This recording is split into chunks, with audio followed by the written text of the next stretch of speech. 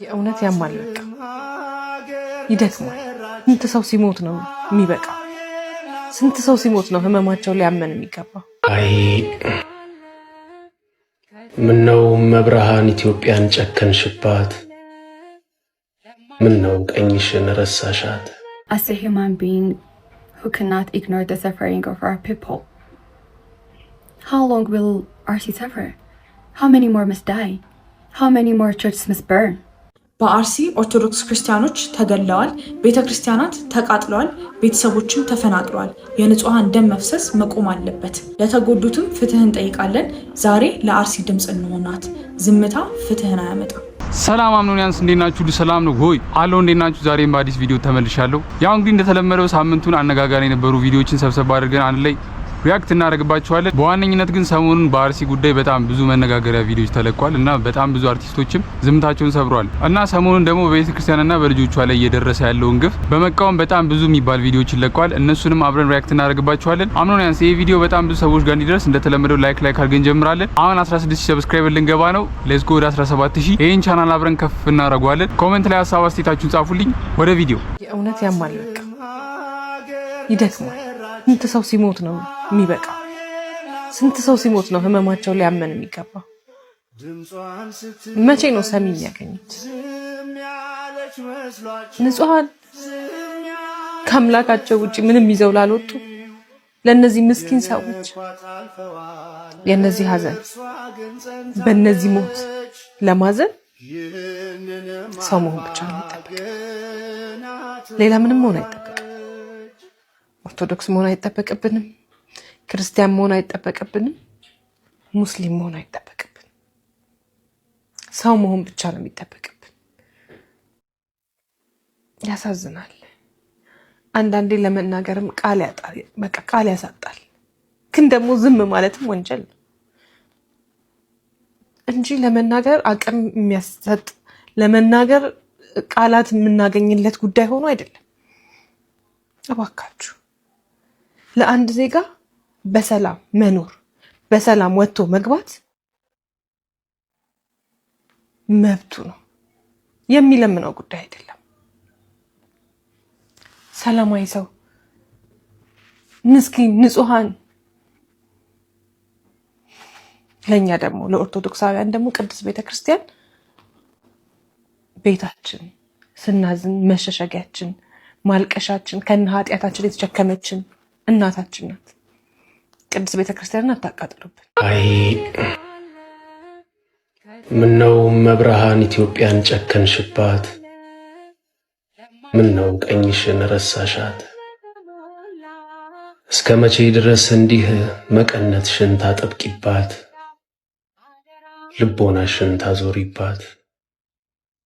ፈተናዋን ጣሯን ሰቀቀኗን ይበቃል ሳትያት አላንቺ እኮ ማንም የላት። ምንም ነገር ባይዘው ለሰከንድ ሌላ ነገር አይደለም ማሰብ ያለብን የራሳችን ህይወት ጋር የራሳችን ቤተሰብ ጋር አድርገን የራሳችን ሃይማኖት ላይ አድርገን ነው። ለትንሽ ሰከንድ ኖት ደቂቃ ምናምን ለትንሽ ሰከንድ ማሰብ የሚያስፈልገው። አንተ አቅራቢያ ላይ ያለ እምነት ቤት ቢቃጠል የምታምነው እምነት ቤተክርስቲያን ወይ ደግሞ መስጂድም ይሁን የትኛውም እምነት ተቋም ይሁን ቢቃጠልብህ፣ እህት ወንድም ቢገደልብህ ወይ አንተ ብትገደል በቃ ሲሪየስሊ ውሰዱትና አንድ አይምሯችሁ ለሰከንድ አስቡትና መልሱት። እኔ ሁሉ ጊዜ የምለው ነገር ነው። አሁን እኛ እዚህ ከተማ ላይ ሆነን እየኖርን ስላለን ምንም ስላልተፈጠረ አይደለም። እዚህ ነገ የሚፈጠረውን አናውቅም። ስለዚህ ያንን በደንብ አጽንኦት ሰጥቶ ማሰብ ያስፈልጋል። በራሳችን ነገሮችን እየከተትን ማናስብ ከሆነ ጨካኝ ነው የምንሆነው። በቃ ምንም እንደ ሰው ማሰብ የምንችል አይመስለኝም። Today I stand before you with a heavy heart as a human being who cannot ignore the suffering of our people. How long will RC suffer? How many more must die? How many more churches must burn? I refuse to stay silent. This is not just violence. It is the loss of our history, our faith, and our people. I speak for the innocent. I speak for the lost. I speak for every life taken, every family broken. I speak for the voiceless, the victims, and of course the community living in fear. I raise my voice for those who can no longer speak. We cannot stay silent. We must call for peace, for justice, for humanity. Please, ቤተክርስቲያኖቻችንን አትንኩብን። ማረፊያዎቻችን ናቸው፣ መደበቂያዎቻችን ናቸው፣ ሰላም ማግኛዎቻችን ናቸው። እባካችሁ ቤተክርስቲያኖቻችንን ተውልን፣ ልጆቻችንን አትንኩብን። ለኢትዮጵያ ሄል ፕሊዝ። በአርሲ ኦርቶዶክስ ክርስቲያኖች ተገለዋል፣ ቤተክርስቲያናት ተቃጥለዋል፣ ቤተሰቦችም ተፈናቅለዋል። የንጹሃን ደም መፍሰስ መቆም አለበት። ለተጎዱትም ፍትህ እንጠይቃለን። ዛሬ ለአርሲ ድምፅ እንሆናት። ዝምታ ፍትህን አያመጣም። በተለይ እንደ አንድ ኦርቶዶክስ እምነት ተከታይ ጽላቱ ምኑን ይዘው ሲሄዱ ስታዩት በጣም ልብን ይሰብራልና ምንድነው እዛ ጋር መፍትሄው? እዛ ላይ መልስ እንፈልጋለን። ተደጋገመ። እንግዲህ የማቀው አርሲ እንደዚህ አይደለም።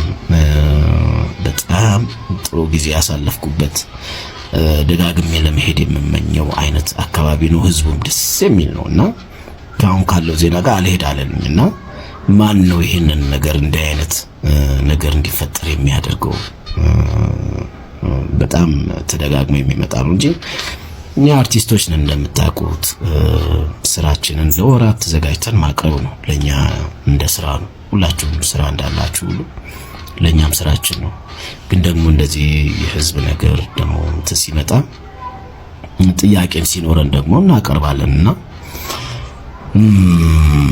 እንደው የዚህ ነገር ላይ በትኩረት ቢታይ በጣም ከሚፈልጉ ሰዎች አንዱ ነኝ። በጣም ትኩረት ሊሰጠው ይገባል ብዬ አስባለሁ። ያግዴ አዎ ልክ ነው። ዝምታ ፍትህን አያመጣም፣ ሊያመጣም አይችልም በምንም ታምር። ዊኖ ሲጀመር የኛም እምነት ነው አይደል? እምነት ስለሆነ ብቻ አይደለም። ሙስሊምም እንሁን ፕሮቴስታንትም እንሁን የሌላ እምነት ተከታይም እንሁን፣ ግን ሰው ሲገደል ዝም ማለት የለብንም። የመንግስት መስሪያ ቤትስ ይሄን በተመለከተ ይሄን ተግባር በተመለከተ ምን አለ የሚለውን የቪዲዮ መጨረሻ ድረስ ከተከታተላችሁ ቪዲዮ መጨረሻ ላይ እናየዋለን አብረን። ውሻ በግ ነው ብዬ ሸጥኩ ልጅ ነኝ እኔ ጋር መተህ ኩምክና እርድና ምናምን እድሜዋ መርሿል ብለ ይሄ ሳቅ ስነፋለሁ ብትል እንደማይሆንልህ ታውቃለህ። አዎ የኔ መቤት እሱም ያውቃል እንደማይሆንለት ያውቃል። ቻይፈ ዘፈን በእኛ ጊዜ ቀረ። እስቲ ኩዲያ ስጥምር እንበል ያጀባ ነብረር እንለበል። ምን እሱን ትላለህ ባብዬ? ልጆት ግን ሺሃት ላሳርጋት እጥፍ ልበል ወይ ይያት? አይ ጊዜ ፎሎ ያረጋኛል፣ ፎሎ ያረጋኛል፣ ፎሎ ያረጋኛል። አንዴ ቻይና ሊሄድ ነው ትላላችሁ፣ አንዴ ፎሎ አንፎሎ ትላላችሁ። አረ ተውት። አይ እሷም ትንሽ ሳክስና ለቅሶ አለባት፣ ግን ይሁንላት ብለን ብንተዋት አይሻልም? ዝም ብለን ሰው ማስጨነቅ ልክ አይደለም። አይ ቲንክ እሱ አሁን የስኬት መንገድ ላይ ነው ያለው። ተውት በቃ ልጅ እና ደግሞ አባትዬ ያሉን ሰምታችኋላ። ዝም ብላ ይገርፋል መጥቶ እዚህ ቅርብ ለምን ትሰራ ሰለቼ ባንቺ እንድሞክር ነበር ወይ? ስለዚህ እኔ እንደዚህ ልታነሳኝ ቼክ የምር I'm ready. Okay. እሺ Okay.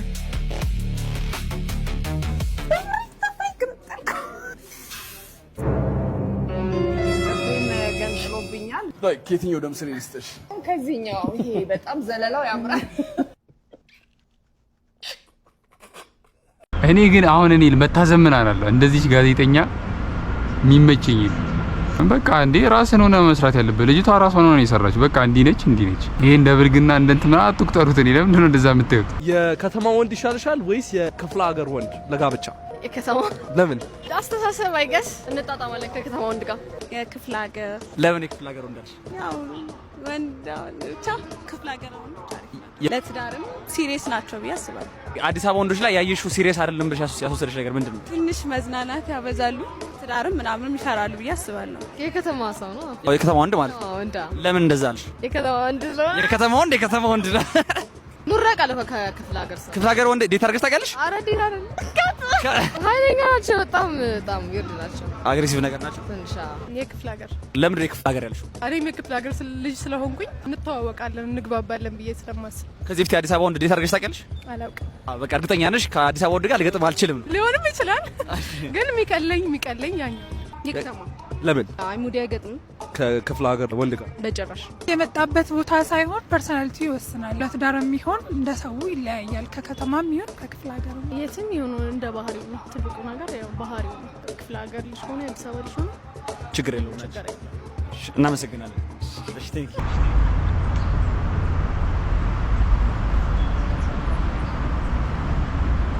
አይ ቲንክ መጨረሻ ላይ ያሉት ሁለቱ ሴቶች ልክ ናቸው። ምክንያቱም ዋናው ባህሪ ነው ያለህ ካራክተር ባህሪ ምናምን ነው እንጂ የሚወስነው ከክፍለ ሀገር ወይ ከአዲስ አበባ የመጣ ከክፍለ ሀገር ወይ ከአዲስ አበባ ምናምን ስለሆንክ ነው ብዬ አላስብም። ግን ደግሞ በሌላኛው አይምሮ ይሳስበው እነዛም ሴት አዲስ አበባ ሴቶች የአዲስ አበባ ወንድ ነው የፈለጉት። የክፍለ ሀገር ሴቶች ደግሞ መጀመሪያ ካያቸዋቸው እነሱ ደግሞ እኔ የክፍለ ሀገር ልጅ ስለሆንኩ ነው አለች። ስለዚህ ሙድህ የገጠር ሰው ከገጠር ሰው ጋር ነው የሚገጥመው ማለት ነው። እኔ እንደዛ ነው የገባችሁ። እንደዛ እውነት ለመናገር እኔ አሁን ከክፍለ ሀገር ልጅ ፍቅር ይዞኝ ያውቃል። ግዴታ አዲስ አበባ ልጅ መሆን አለባት ማለት አይደለም። ወንድና ሴት ጓደኛ ብቻ መሆን ይችላሉ ብለሽ ታምኛለሽ? Yes, of course. Oh, why not? Do you have ወንድ ጓደኞች? Yeah, I do. አሁን ከጓደኞች ማን አንዱ ጋር ደውይና tell him you like him ከዛ በኋላ ምን እንደሚል እንስማው።